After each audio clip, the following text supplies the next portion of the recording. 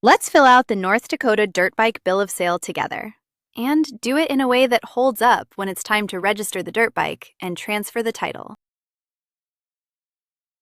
Start at the top with the date of sale, then the seller's details. In our example, that's Anna Baker, with her address, phone, and email. Then the buyers, Ben Carter, with the same. 2 quick habits. Enter each name exactly as it appears on that person's ID and on the title. A nickname or a typo can stall the transfer later. And don't leave a line blank. If something doesn't apply, write NA.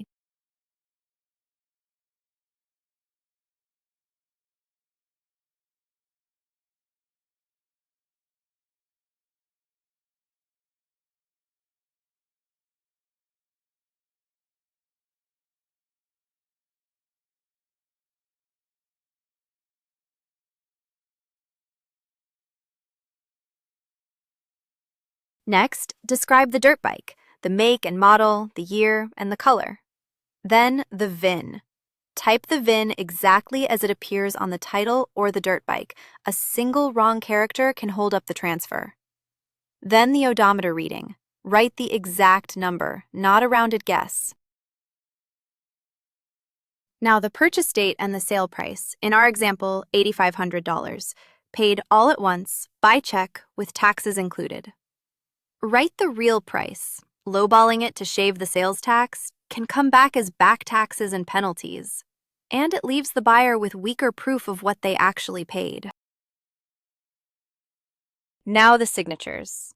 The seller and the buyer each print their name, sign, and date.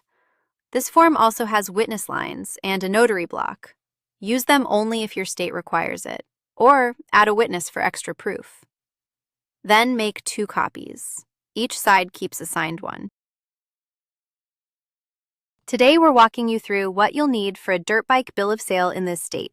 So let's get right into it. First up, you'll need a bill of sale or an affidavit of ownership. One of those 2 documents is required to get the process started. Now let's talk about who needs to sign. The bill of sale requires the signature of the director, so make sure that's taken care of before anything moves forward.